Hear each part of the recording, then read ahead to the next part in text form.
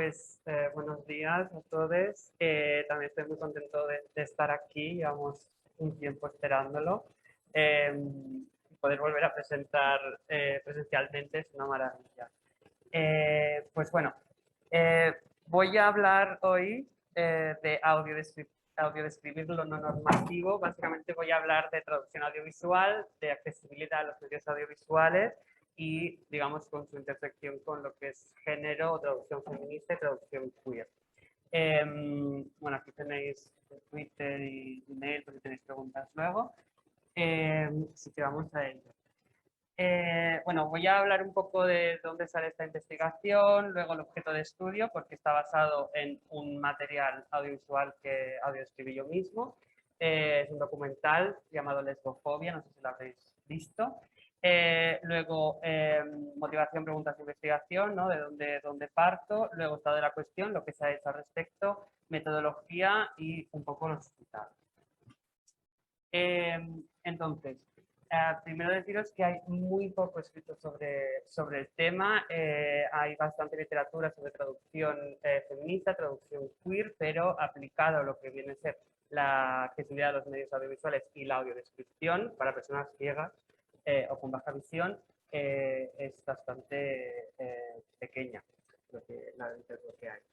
Entonces, me basé en esta presentación, una investigadora canadiense que habla de lo que es la gran diversidad que hay en Canadá, en la población, y cómo se audiodescribe esto. Es como un poco, no es un estudio, pero digamos que es una propuesta. Luego, este artículo de una investigadora brasileña que audiodescribe una película donde hay una relación entre dos hombres y también describe las relaciones sexuales, por lo tanto aquí también entramos en censura o cómo, digamos, describimos con palabras lo que es muy explícito en pantalla. Y luego el libro de Martínez Pleguezuelos, ¿no? donde discute un poco cómo, digamos, la traducción audiovisual se junta con la teoría queer. Entonces, digamos, parto de este contexto. Objeto de estudio. Esta investigación nace, digamos, de una necesidad real. A mí se me encarga la audiodescripción de ese documental en el que 10 mujeres, que todas se identifican como lesbianas, hablan de las violencias, de la discriminación que han experimentado por muchas cosas. Como veis, son mujeres muy diversas, la imagen también, digamos, la parte visual, y por lo tanto era importante, o yo me vine a preguntar cómo podemos hacer para que la persona ciega que vaya a ver este documental sea consciente de toda esta diversidad, ¿no? Entonces, el documental fue creado por una asociación que se llama Creación Positiva, que es una asociación muy activista que tiene una agenda política clara, ¿no? En la que habla de disidencia, de no normatividad, y por lo tanto su público, el público objetivo, va a tener ciertas expectativas y va a esperar ciertos mensajes. Entonces aquí era crucial, digamos, que esta audiodescripción estuviera ligada con el propósito de las creadoras y del producto audiodescrito. Entonces, ¿cuál fue mi motivación para, digamos, aplicar o seguir aplicando teorías de género, traducción feminista, traducción queer a la audiodescripción o la accesibilidad en general?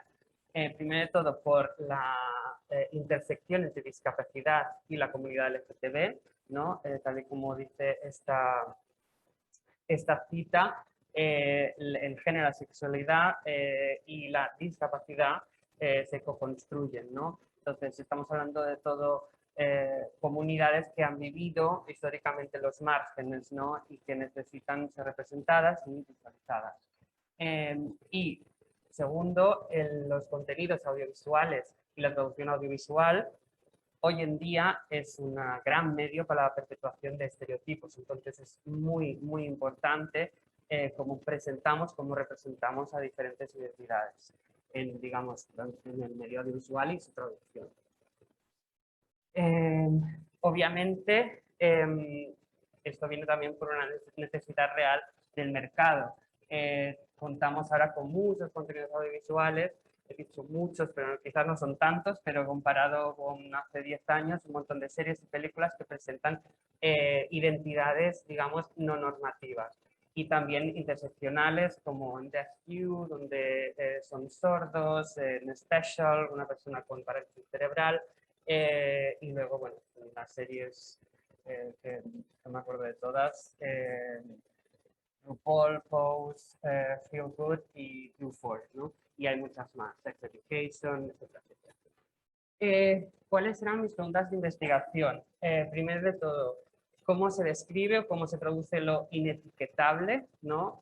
Porque obviamente aquí hay un problema y es que con la teoría queer, digamos, no queremos las etiquetas, descubrimos binarismos, etcétera, etcétera, pero para describir a una persona que no ve y que quizás no ha visto nunca, tenemos que poner palabras. Entonces aquí, digamos, es cómo la usamos para que tenga, cómo las usamos con una conciencia de género, ¿no?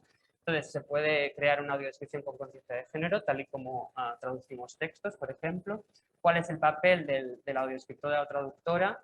Quiere decir esto, o sea, hasta qué punto tiene que ser visible la traductora o la audiodescriptora cuando transfiere un contenido a otro formato, y luego cuáles son las implicaciones culturales. O sea, si yo utilizo una definición u otra, otro término, cómo, digamos, la cultura que lo va a recibir, cómo lo va a entender, ¿no? Esta de la cuestión, un poco, digamos, lo que se ha escrito al respecto sobre audiodescripción y en general. Primero de todo, la audiodescripción, para los que no estéis muy familiarizados, es una descripción en forma verbal, en forma de sonido, que va por encima, digamos, de la película o serie, para describir la imagen que una persona ciega o con baja visión no puede acceder a ella. Entonces es un tipo de traducción intersemiótica porque cambiamos de un código al otro, y la audiodescripción se ha estudiado desde diferentes enfoques, desde el proceso de producción, estudios de recepción, combinación de la audiodescripción con otros servicios como el audio subtitulado o el doblaje, por ejemplo, y luego tipos de audiodescripción, teatro, ópera, películas, deportes, ballet, de todo. A mí me interesaba especialmente los estudios, ¿no? Que hablan, digamos, del papel de la audiodescriptora, ¿no? Entonces, la audiodescripción como mediación cultural, luego el continuo de subjetividad y objetividad. Siempre se dice que tenemos que ser objetivos, pero ¿qué es ser objetivo y qué es ser neutro, ¿no? Siempre tenemos este gran debate. Y luego la censura o la autocensura. Cuando tenemos una imagen muy explícita, sexual, por ejemplo, se tiende a suavizarlo porque queda mal dicho, o sea, visto queda mejor que dicho, ¿no? Entonces siempre tenemos esa problemática. Entonces, con esto, sí, perdonad. También representación en general dentro de la traducción de texto, digamos, representación de mujeres, personas racializadas, personas queer, otros colectivos fuera de la norma, y luego especialmente dentro de la traducción audiovisual. Con esto, digamos, con el papel de la audiodescriptora, luego la representación en traducción y traducción audiovisual, se escribe el primer artículo, ¿no? En el cual hablamos de la audiodescripción de Fluctúa, que es un videoclip donde se presentan personas trans, queers, hay una pareja gay, entonces, ¿no? Un poco cómo hemos utilizado esto en la audiodescripción. ¿Qué metodología? Se utiliza la investigación de proceso y producto, o sea, el trabajo que fui haciendo y cómo quedó al final, y se hace con la audiodescripción integrada, quiere decir en colaboración con las creadoras, colaboración con las protagonistas del documental, eso es muy interesante, y los contenidos se hacen a partir de la traducción feminista y queer. Entonces, se hace una traducción con conciencia de género, con una visibilidad del traductor, por lo tanto, yo tengo una agenda política y yo la enseño en mi trabajo, y utilizando las estrategias de traducción feminista. que son compensación, metatextualidad, secuestro y colaboración cercana con el autor.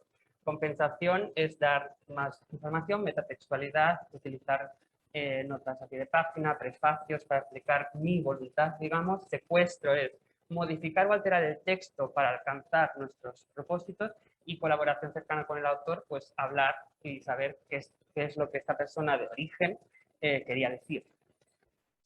Adaptado a la audiodescripción, en compensación, quiere decir que damos más información, lo hacemos más explícito para el público ciego. Metatextualidad, utilizamos audiointroducciones, es decir, explicaciones antes de que la imagen aparezca. Secuestro, bueno, utilizando ciertas expresiones para remarcar lo que es queer, remarcar lo que es no normativo. Y luego la colaboración cercana con la autora en este caso, que es lo que dijimos desde el principio. Resultados, muy rápido. Mucho tiempo. Bueno, raza, vale.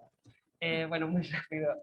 Raza y etnia, pues encontramos 3 participantes no españolas blancas, que solo 2 mencionaban su raza. Entonces se recomienda no mencionar la raza cuando no es relevante. Nosotros la mencionamos siempre. Entonces, en colaboración. Se respetó cómo estas personas se identifican, por lo tanto, por ejemplo, esta persona, yo hice una descripción solo con la parte física, y ella me dijo que no, que quería que la describiera con fenotipos correspondientes a personas del sur de Asia. Esto tiene unas implicaciones, lo respetamos, pero obviamente los usuarios quizás no lo entenderían así, pero bueno, quisimos dar más protagonismo a lo que ella pensaba. Expresión de género, he cogido de ejemplo Brigitte Vasallo, que dice que su apariencia menos femenina la ha hecho sufrir más discriminación o violencia. Entonces, ¿qué hicimos nosotros? Remarcamos esos aspectos, digamos, que se distanciaban de la representación estereotipada de la feminidad, ¿no? Para enseñar la diversidad. Esto es una especie de secuestro. Luego, discapacidad, tenemos a 2 protagonistas que son sordas, hablan en lengua de signos, y nosotros hemos especificado qué lengua de signos, la catalana y la española, compensando, dando más información a al público ciego, ¿no? Tiene más información que digamos, el público estándar. Y por último, la edad, y ya acabo. La edad siempre ha sido, digamos, aún dentro de la comunidad LGTB y dentro del feminismo, un gran tema, dejando a las poblaciones, digamos, más viejas, mayores, más en los márgenes. Entonces, era muy interesante enseñar, ¿no?, la mujer lesbiana en toda su diversidad, y preguntamos a las personas cómo querían definirse, ¿no?, y aproximamos sus edades, y todas nos dieron su y como conclusión, hacer una audiodescripción con conciencia de género es posible. Trabajar con el equipo creativo es muy importante para distanciarnos de lo que es neutro. Luego, la audiodescripción se tiene que adaptar siempre al contexto donde se desarrolla, y prácticas de traducción feministas súper aplicables a la audiodescripción también. Y nada, esta última pregunta: ¿por qué una producción queer y feminista no debería ir acompañada de una audiodescripción queer y feminista? Y ya está. Así, todo esto. Gracias.